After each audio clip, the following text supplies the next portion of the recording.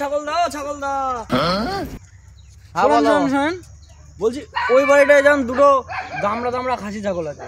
ওই বাড়িটায়? হ্যাঁ। আচ্ছা ঠিক আছে, বলে খুব ভালো করলে।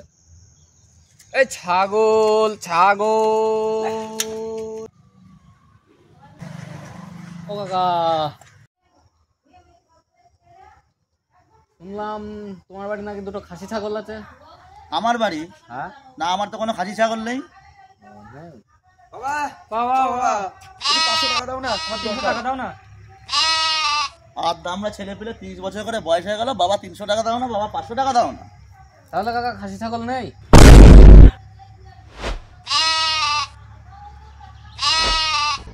এ হে